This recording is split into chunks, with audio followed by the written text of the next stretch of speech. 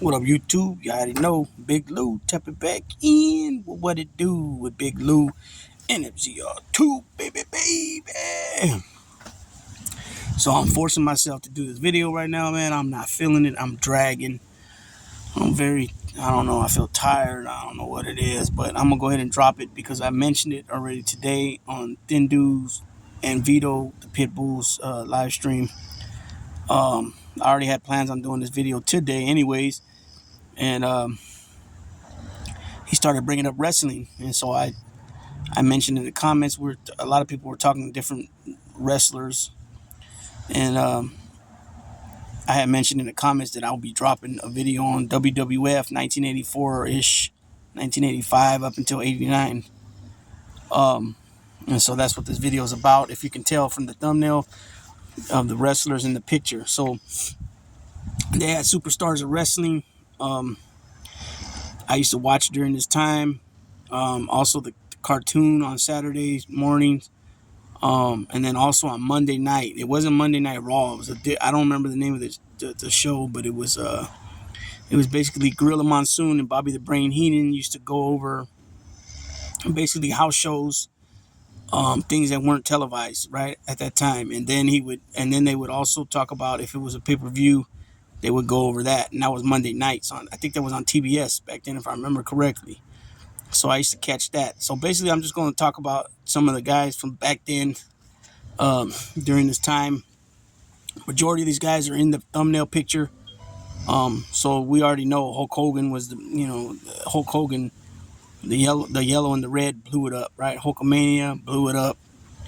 So I'm gonna start off with the baby faces. If you guys don't know what baby faces are, those are the good guys. So we got Hulk, Hillbilly Jim, Jimmy Superfly Snuka, Ricky the Dragon Steamboat.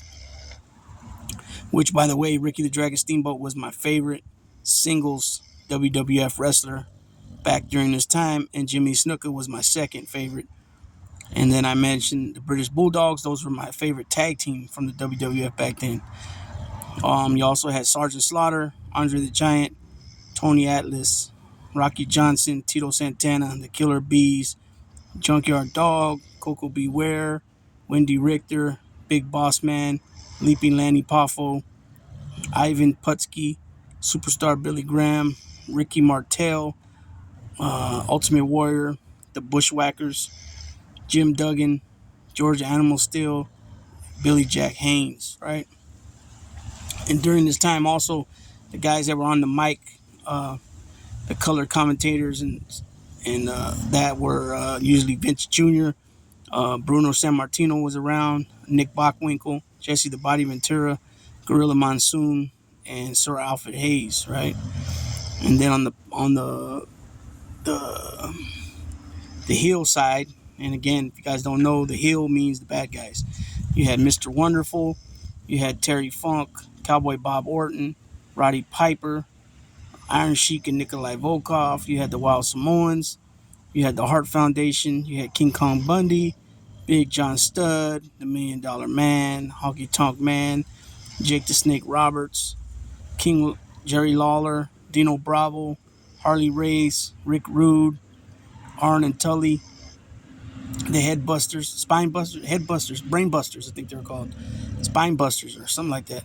Demolition, Don the Rock Morocco, the Macho Man, Greg the Hammer Valentine, the Fabulous Moolah, Brutus the Barber Beefcake, Mae Young, Jesse the Body Ventura, Bad News Brown, Adrian Adonis, Hercules Hernandez, Jesse the Body Ventura, the Barbarian and the Warlord, the One Man Gang, Bam Bam Bigelow, Mr. Perfect.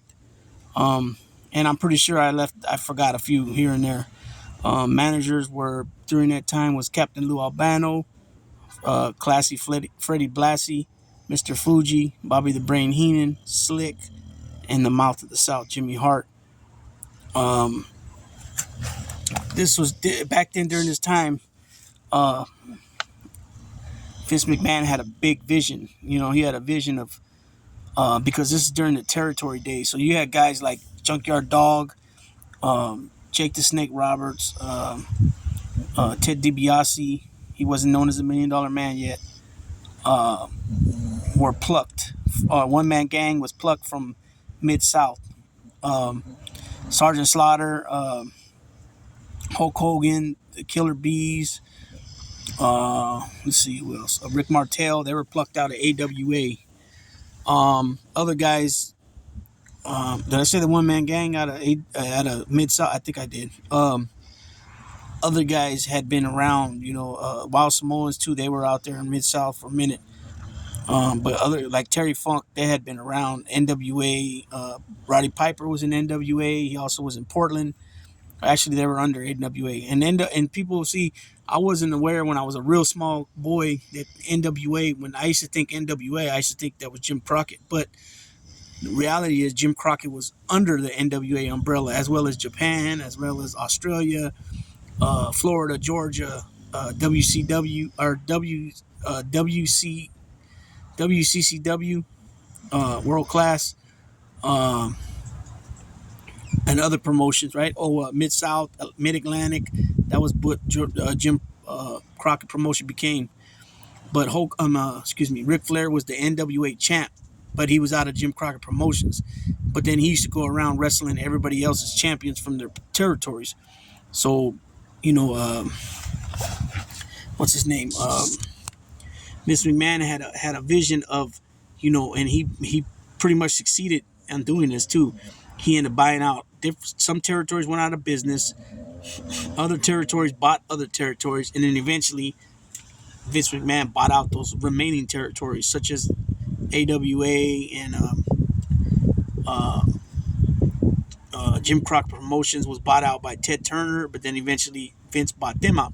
So then when it was all said and done, it was just WWF. That was it, which became WWE. Now you got AEW, and you got what's that other one called? Ring of Honor, I guess, or I think it's called Ring of Honor.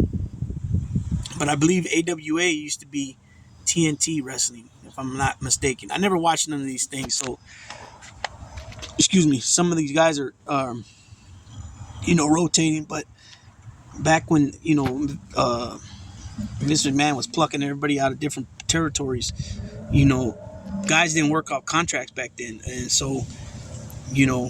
Like Hulk Hogan, he just put his 2-week notice in and bounced, and the rest is history. He made it big, right? Guys like Stone Cold, they left WCW, went to WWF, and made it big. I believe Triple H, I believe he also was in WCW at one point too. There was a lot of guys that's left WCW, AWA. Rick Martel was in AWA.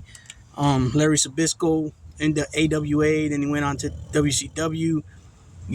Jake the Snake's been all over the place, Georgia, Florida, and that's just how it was back then. Andre the Giant, they would ship him around. He mainly worked for WWF. This is when Vince Sr. ran it, and then they would send him to Japan, they would send him to Georgia, they'd send him up to Canada, they send him to different places to get his shine on up there for a few weeks, maybe a month, and then he would continue to rotate so they wouldn't burn him out. You know what I'm saying? And so, Vince McMahon succeeded, but it kind of killed it for everybody that was, into that, into the territories, into the, the way things were back then, and some guys end up like Ricky the Dragon Steamboat. He becomes Intercontinental Champion.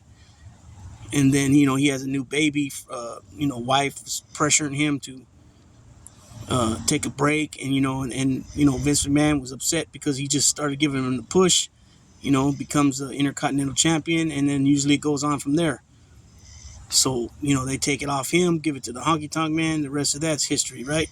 I think he still holds the record for having the Intercontinental title the longest. And it's, just so on and so forth with different reasons. Just like with any sports team, there ends up being little issues here and there with the front office, management, with the ownership, with the other personnel on the team. That would be other wrestlers in the dressing room.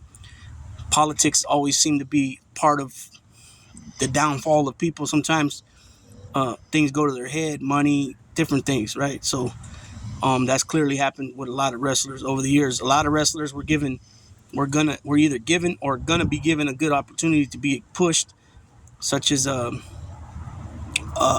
Natural Butch Reed, Tony Atlas. I already mentioned Ricky the Dragon Steamboat. And then there were some guys that got the push that shouldn't have got the push. You know,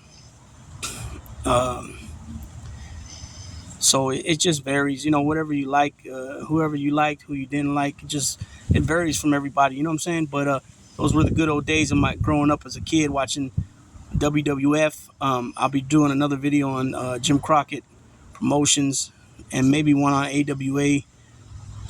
But definitely Jim Crockett Promotions, and talk about all those guys. But over the years, you've seen different guys go with different promotions and back and forth. And, you know, it just depends who was all willing to give him a job, who was kind of hot at the time, you know, and that's how things were. So, yeah, so with that being said, it's just a little short video to keep the algorithm going. Like I said, I'm not really feeling it today. I'm dragging real bad. I'm tired. I'm hungry. I'm all that. But anyways, that being said, Big Lou, tapping on out.